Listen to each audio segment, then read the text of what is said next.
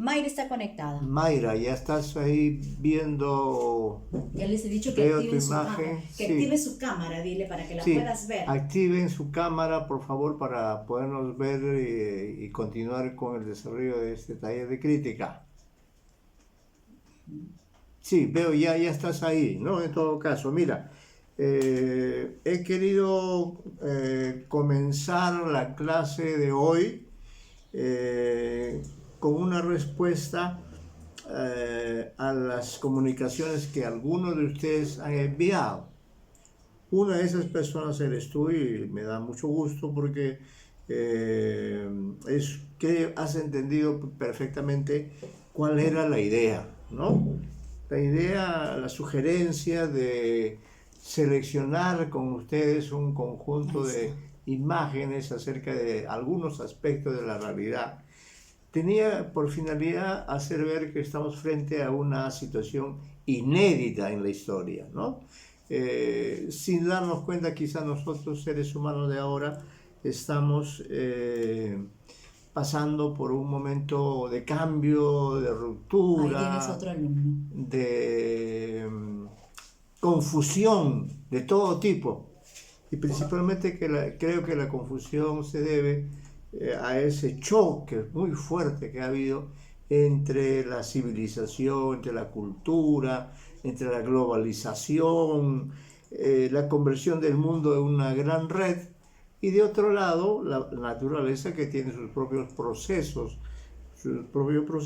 de organización, de ritmo, de renovación, y que ante esta arremetida tan fuerte de la tecnología humana, entonces pues... siempre tócalo cada vez que quieras ver quiénes están conectados. Así está Ajá, sí. Conectado. Cuando ahí puedes ver quiénes están conectados. ¿Bloquear video, dice? No, bloquear video no, porque si no, no te ven. Sí, bueno, entonces sí me dio mucho gusto, por ejemplo, este trabajo que hiciste de búsqueda de ciertos elementos que para mí eran sumamente representativos, para no olvidar esta condición humana a la cual pertenecemos, ¿no? Que eran por una parte del mar, en gran parte la tierra está rodeada por el mar, por el agua, no tanto por la tierra. Ese es, digamos, el entorno dentro del cual vivimos. Por otra parte también está el entorno del cielo infinito que nos comunica con el universo entero, y sin embargo no sabemos exactamente de qué parte del universo somos, en qué parte estamos, cuál es nuestra ubicación, porque ya sabemos por razones científicas que formamos parte del sistema solar, ¿no? Luego el hecho mismo del Sol, y que ciertamente es el elemento que permite la vida junto con el agua y junto con los otros elementos que forman parte de nuestro entorno ya histórico, ¿no? Y luego, sin duda, la presencia del ser humano. Entonces, esa fue mi motivación, ¿no? He apreciado acá, no sé cómo puedo usar esto, ¿no? Acá te voy a pasar el foro. Sí. Espérate un ratito que ya te paso esta Ya, acá va a pasar el foro para poder hacer un comentario, una lectura, una visión de las imágenes, porque creo que pídeles que activen sus cámaras de video para que puedas verlos. Activen sus cámaras de video para que puedan ver. Para poder tú verlos a ellos, porque si no, no los ves. Para que yo pudiera ver con este trabajo. Con este, entonces, sí. Ya, este no. Está. Ahí está. Ya, entonces vamos a ver si es que activando sus cámaras. Claro, cuando ellos activan sus cámaras, ¿no? Ahí los puedes ver. Si ellos no activan cámaras, no los puedes ver. Sí, sus cámaras, por favor. Tienes que decirles que activen sus cámaras, si no, no se ven. Entonces, este foro ahí está Mayra, está José Luis. Tenía como propósito precisamente propiciar un diálogo, un intercambio de ideas, de impresiones acerca de cuestiones que a mí me parecieron fundamentales. Por eso, la primera tarea consistió en buscar estos elementos, lo cual veo que se ha realizado plenamente, y que estas imágenes que ustedes han tomado el tiempo de realizarlas, se las han subido al foro, y estas imágenes están para que todos podamos ver y luego agregar un comentario cada una de ellas como se indicó en aquella oportunidad, ¿no? Luego también podrán comentar las imágenes de sus demás compañeros, ¿no? Y luego habrá también esta lectura de este poema que tiene mucho que ver con estos elementos a los cuales se ha mencionado. Veo, por ejemplo, el de... acá estoy subiendo, ¿no? Por ejemplo, ese es el de me pareció muy hermosa la primera imagen de Bustíos sobre el mar. Dice: la contemplación de estas dos imágenes que escogí sobre el mar me transmite personalmente una sensación de tranquilidad. Esto se debe a que el color de la arena, de las aguas y el cielo combinan de una forma tan natural y armónica que la sola observación me permite capturar al instante la simplicidad de la composición del paisaje marino, y a la vez me sugiere a través de esta sencillez un sentido de orden y de estabilidad. Entonces, claro, el mar para nosotros siempre es un elemento de referencia, es un medio de vida, y a la vez también ha sido pues tema, motivo, escenario de muchísimas obras literarias y de todo tipo. Por ejemplo, las antiguas obras de Homero, las epopeyas, tanto la Odisea como la Ilíada, se desarrollan dentro de escenarios marinos. Pues me pareció interesante esta imagen del mar como un elemento antiquísimo, pero que sigue existiendo y que hace posible que nosotros podamos vivir pues dentro de ese entorno, además de todas las dificultades, ¿no? Describes acá también, dices en la primera imagen: a diferencia de la segunda, el sol está ausente, sin embargo su ausencia o presencia no le resta singularidad a cada una de ellas. Por ello, tanto en la primera como en la segunda fotografía, los colores hacen gala de la sobriedad y la serenidad del paisaje marino. No obstante, en cada incidente de un modo particular. Claro, la naturaleza es cambiante, cambian los colores, los movimientos, los vientos, etc. Y todo eso hace justamente que la naturaleza sea una permanente imagen de cambio, ¿no? Esta imagen del cielo pues está muy interesante ahí, y ahí podemos ver también la imagen de las olas, ¿no?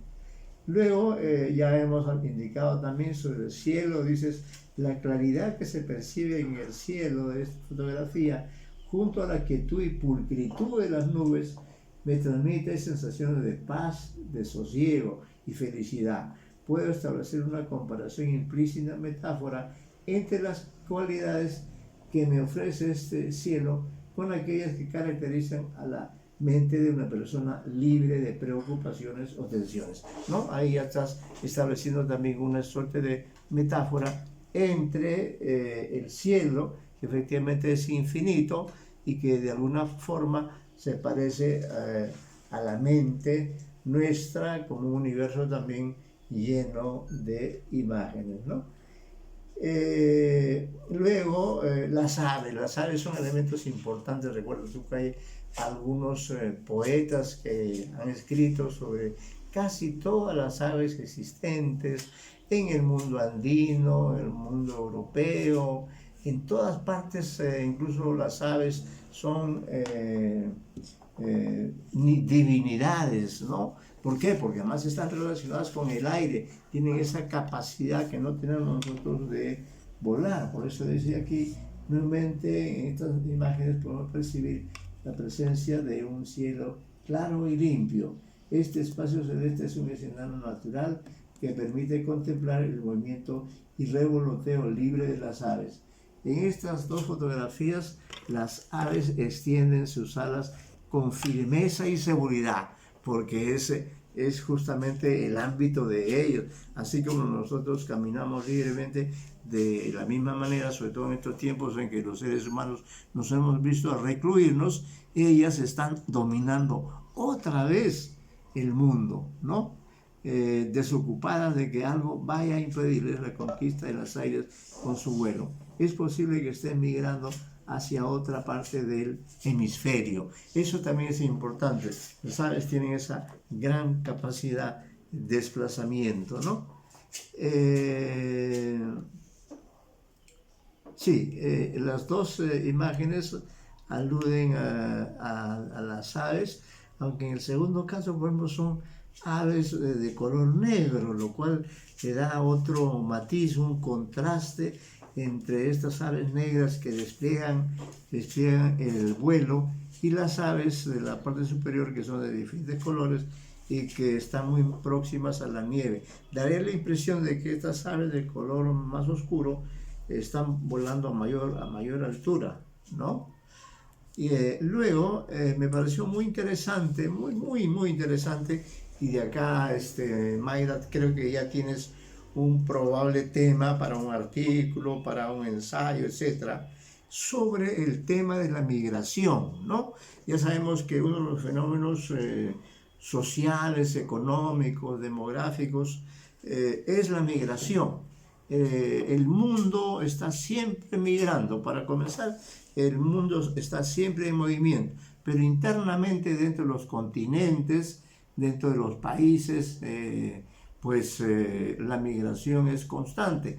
Se sabe, por ejemplo, por los estudios históricos, que los personajes primarios de este mundo americano, del cual hablamos tanto, en realidad son gente que vino de otro continente, ¿no? Son gente que llegó aquí a través del estrecho de Bering y que luego pues se dispersó por el resto del continente. Luego, durante la historia hemos padecido diferentes tipos de migraciones, una de las más importantes de las cuales, y que es producto de nuestra cultura mestiza, es la invasión hispánica, prácticamente la conquista española que se produjo en el siglo XVI y que, diríamos, cuya influencia se mantiene hasta hoy y hace que España, con todas las limitaciones que tenga, pertenezca al primer mundo.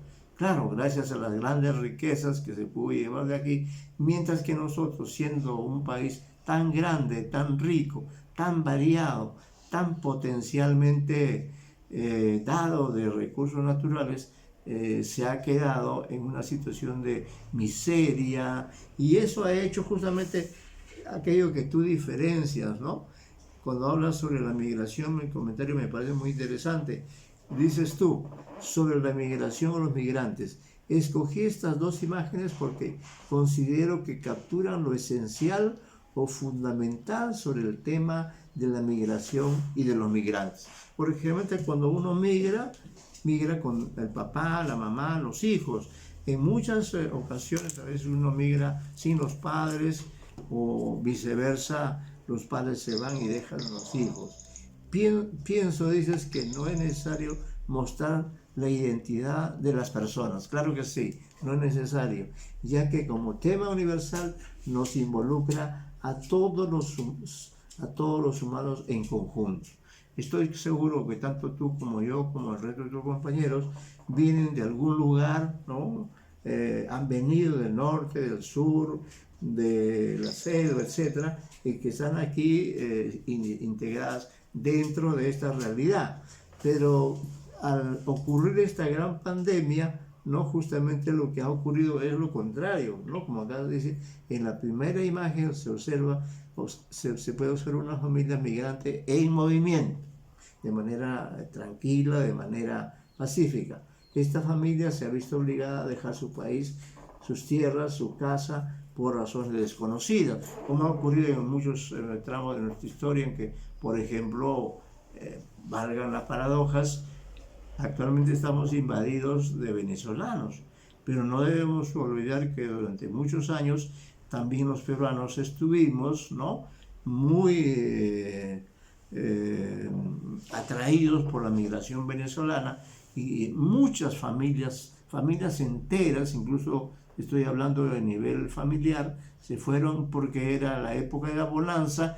Entonces en ese país ellos pudieron realmente trabajar, estar allí durante algunos años, pero creo que nunca los peruanos proyectaron esa imagen de violencia, de desorden, de caos, de delincuencia que lamentablemente ha traído consigo la migración venezolana, que fue como una especie de previa a la pandemia, ¿no? Porque recordarás que cuando ya Lima comenzó a ponerse como una ciudad peligrosa, al poco tiempo vino la pandemia y ya realmente todos tuvimos que desaparecer, inclusive los venezolanos que andaban por todas partes. De pronto durante este largo tiempo no los hemos visto, no sabemos dónde han estado, y ahora que ya la ciudad comienza a recuperar su movimiento, entonces ellos también están ya integrándose a la ciudad, ¿no? Entonces esa imagen, diríamos, esa imagen austera, esa imagen esencial de los tres integrantes marchando hacia una migración probablemente regular, está muy bien reflejada en esa imagen que has escogido, ¿no? Y luego esta imagen también me pareció muy interesante porque refleja de manera más vívida lo que está ocurriendo, como dice aquí. La segunda imagen es un complemento de la primera, pues debido a los recientes acontecimientos, la familia de arriba se convierte ahora en una representación generalizada de las tantas familias que han migrado o emigrado a otros territorios de nuestro país y del mundo para refugiarse del inminente contagio del coronavirus que ya ha acabado con tantas vidas humanas. Ante la desesperación y la angustia, estas familias ven en el viaje una salida, ¿no?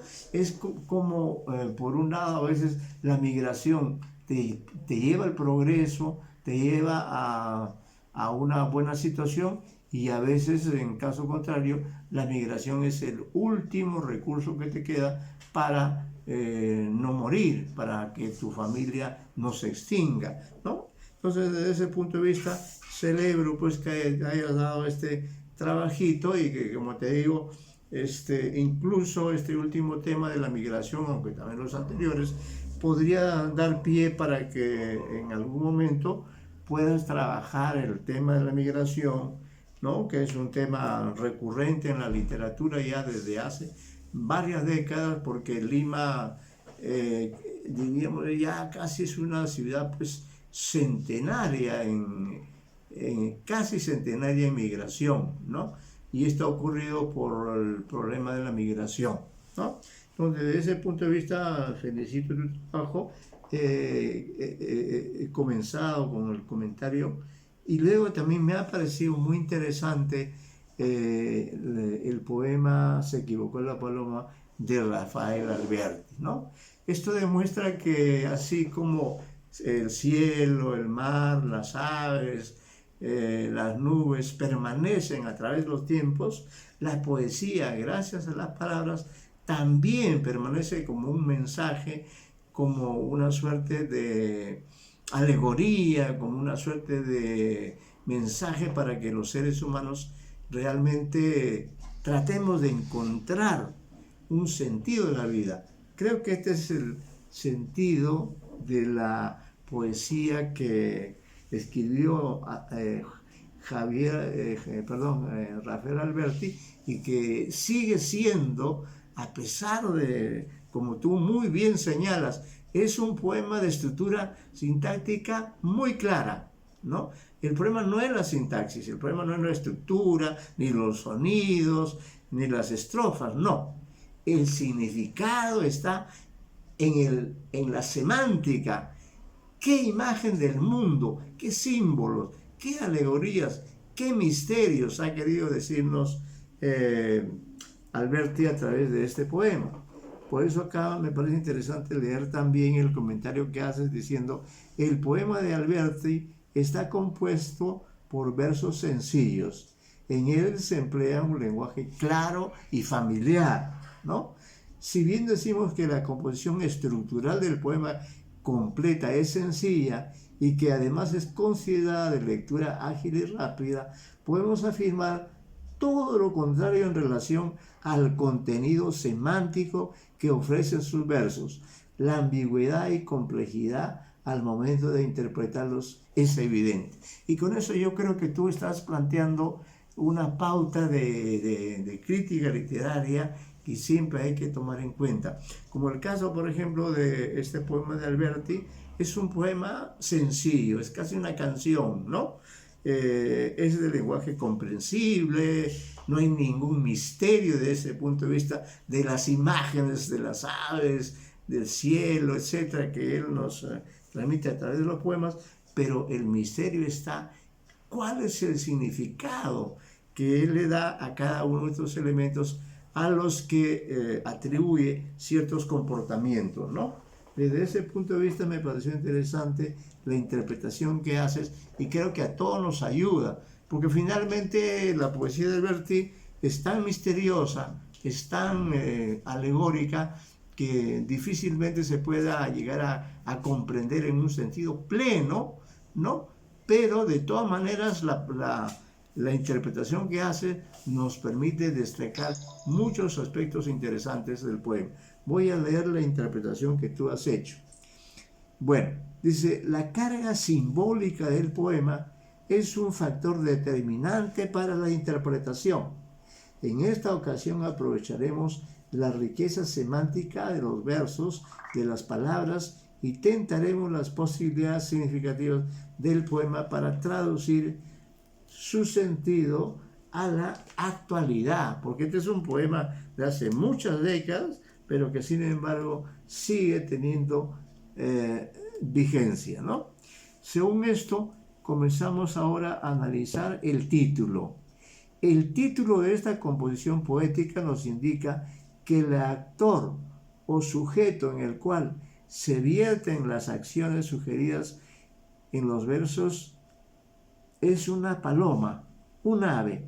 Además, desde el título ya se nos insinúa que el eje principal sintáctico de las acciones de esta ave es el verbo se equivocó, que posteriormente será modificado en su forma pretérita, imperfecta, equivocada, para introducirnos en los versos a manera de estribillo, ¿no? Creo que es un elemento fundamental dentro del poema, esta idea de que así como los seres humanos nos equivocamos, los animales también se pueden equivocar. Y esto es lo que nos dice el poeta Rafael Alberti en este poema. Y continuando con la lectura que haces, dices, desde los primeros versos, la voz lírica del poema nos sugiere que la paloma está padeciendo un estado de desorientación, ¿no? En ese sentido es un símbolo del ser humano de hoy, un estado de desorientación, de confusión y perturbación.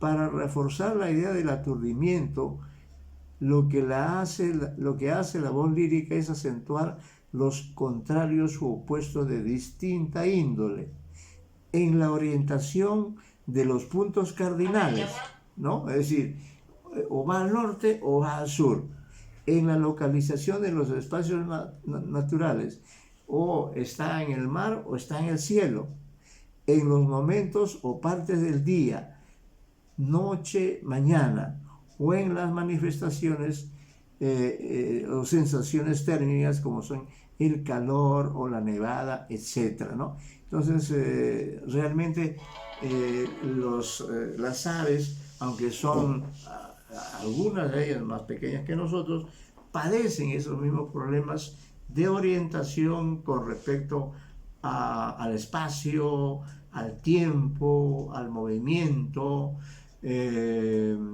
al calor, al clima, es decir, están sometidos a los diferentes elementos de la naturaleza. Luego dice, también podemos reconocer el estado de confusión de la paloma cuando la voz lírica establece conexiones entre palabras que aparentemente no guardan relación alguna, como por ejemplo creyó que el trigo era agua. Aquello que relaciona a ambas palabras, trigo, agua, se fundamenta en la satisfacción de las necesidades fisiológicas de la paloma, hambre y sed. Sí, son elementos que se complementan, porque por una parte, digamos, el trigo no podría germinar si no tuviera agua. Y al mismo tiempo, ¿no? El agua es un componente muy importante de la vida, y por eso es que esa equivocación quizá no lo sea, ¿no? Aquello que relaciona a ambos elementos, trigo, agua, se fundamenta en la satisfacción de las necesidades fisiológicas de la paloma, el hambre y la sed, que todos los seres humanos sentimos, el hambre y la sed, que es lo que hace movernos por el mundo. Por lo tanto, la confusión de la paloma recae en la discordancia de satisfacción de sus necesidades. Es decir, que al tener hambre bebió agua y al tener sed comió trigo, ¿no? Que realmente algo extraordinario. Al tener hambre bebió agua y al tener sed comió trigo. Esto nos sugiere que la falta de correspondencia entre elemento y necesidad no produce satisfacción, sino todo lo contrario. Entonces, son reflexiones críticas tuyas muy pertinentes, ¿no? Tienen mucho sentido, sobre todo dentro de un texto como es el texto poético, que siempre trata de darnos una interpretación válida de aquello que estamos viviendo, ¿no? Luego, otro ejemplo lo podemos encontrar en el verso, esto porque ya no se mueve, otro ejemplo lo podemos encontrar en el verso, que las estrellas eran rocío. Para poder hallar la conexión entre ambas palabras, estrellas, rocío, es necesario revisar sus cualidades. En este caso, aquella cualidad que las conecta se fundamenta en el brillo o fulgor que proyectan. Por ello, la confusión de la paloma recae, según lo que sugiere la voz lírica del poema, en considerar las estrellas como gotas de rocío, ¿no?, esparcidas en el cielo, y al rocío como estrellas diminutas esparcidas en la superficie de las floras del ecosistema. Esta otra comparación que tú haces también es muy interesante entre las estrellas y el rocío, ¿no? Las estrellas están en relación con el cielo, pero el rocío a su vez están iluminando a las flores y a las cosas. Los versos finales del poema también enfatizan contrarios o opuestos para connotar la desorientación de la paloma, pero no lo hacen de manera directa. Ella se durmió en la orilla, tú en la cumbre de una rama.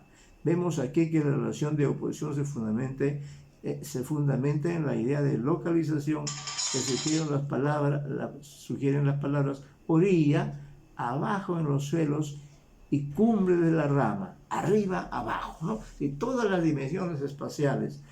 Después de haber realizado este breve análisis, intentaremos ahora orientar el sentido que nos sugiere el poema de Rafael Alberti a la actualidad. Vamos a ver cuál es la interpretación que tú planteas en estos interesantes párrafos. Dices: en estos tiempos nos encontramos frente a una crisis de salud mundial.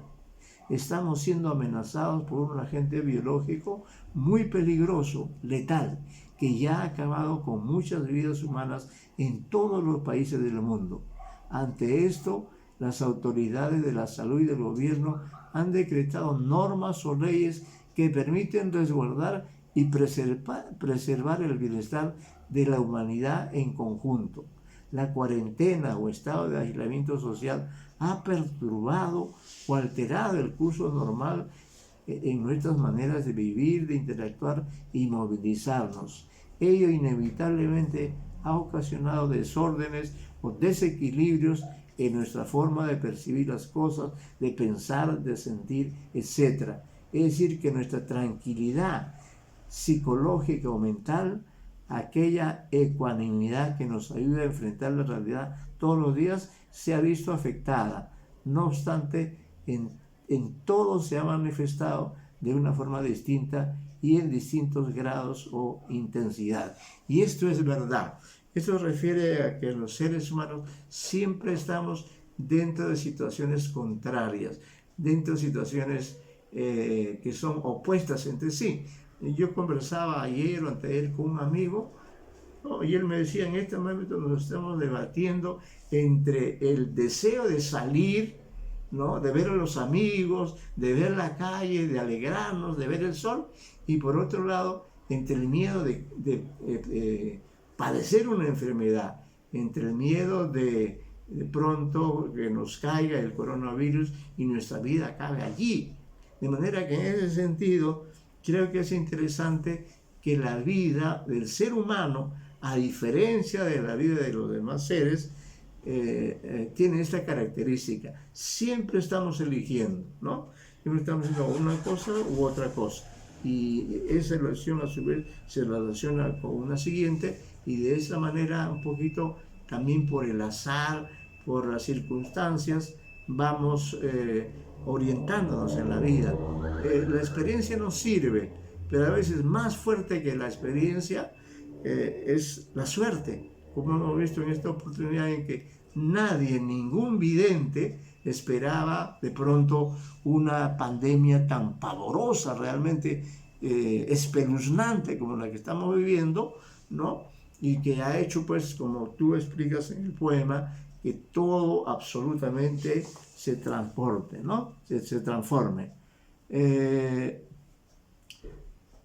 Dices, el poema de Alberti nos sugiere muchas ideas sobre este acontecimiento. Sin embargo, la idea clave de los versos gira en torno a la desorientación o al desorden. Consideramos que la paloma, como elemento simbólico del poema, personifica o representa de manera pertinente la situación del conjunto humano en la actualidad. Sumando aquí las imágenes expuestas anteriormente, el símbolo de la paloma connotaría así la libertad, el movimiento y la orientación. Pero no solo eso, el poema nos sugiere que la paloma ha perdido el sentido de la orientación porque posiblemente escapó o salió de cautiverio, de modo que el desorden o aturdimiento que experimenta respondería a eso. Efectivamente, el mundo del ser humano es el mundo del sentido. Y cuando uno pierde el sentido, por diversas razones, entonces uno queda totalmente desorientado. ¿Y qué es lo que ha ocurrido en este caso, ¿no? Que es lo que señala también Rafael Alberti. Por eso yo, a manera de pregunta, y comprendiendo perfectamente la buena interpretación que has hecho, que no he terminado todavía de comentar, particularmente recurriendo a la historia o recurriendo a la información que tú tengas, Mayra, ¿qué piensas tú? ¿Qué situación podría haber causado a Rafael Alberti o a la gente de su tiempo esta situación también de desorientación, de no saber dónde está? ¿Qué sugerirías tú dentro de esta interpretación que, como te repito, la encuentro muy coherente, muy interesante, muy bien escrita, dicho sea de paso, y que revela pues que tienes una gran capacidad para hacer interpretación, para criticar, para encontrar simbolismo y un sentido en los poemas? No sé si es posible, si me escuchas, otra pregunta también que se hace el lector de un texto que creo que tú has leído es, ¿y quién es este tú? Porque de la paloma se habla de manera genérica, ¿no? Pero en cambio cuando se habla del tú, se habla de un tú como si fuera una persona localizada. ¿Cuál sería alguna idea que tú podrías dar acerca de, digamos, en el caso particular de Rafael Alberti, que fue un hombre muy vital, cuáles podrían haber sido las razones por las cuales él también sintió esa desorientación que nosotros estamos sintiendo en este momento. No sé si tienes una pregunta o algún aporte al respecto. Escuchamos.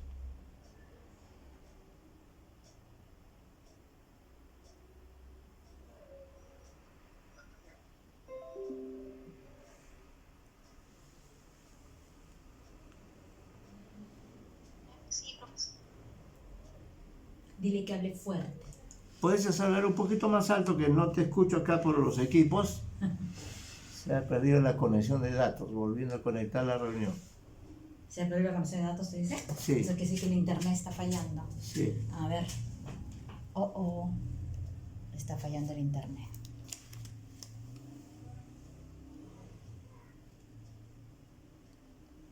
Pero no, el internet sí está bien conectado.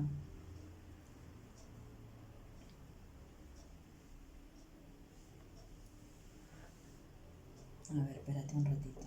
Parece que hoy sí está fallando el jueves. Ah, qué bueno que te estoy grabando con el otro, porque parece que el jueves está fallando hoy. ¿Cómo salgo y vuelvo a entrar? A ver. Volviendo a conectar, pero no conecta.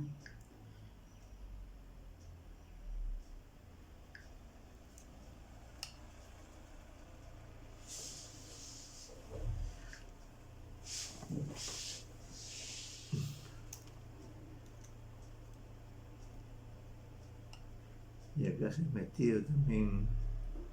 Sí, hoy día sí ha fallado bastante. Sí, ahí está, ya lo volví a conectar. Ahí está, a ver, hay que decirle a Mayra que se perdió la conexión. Pero, ahí está.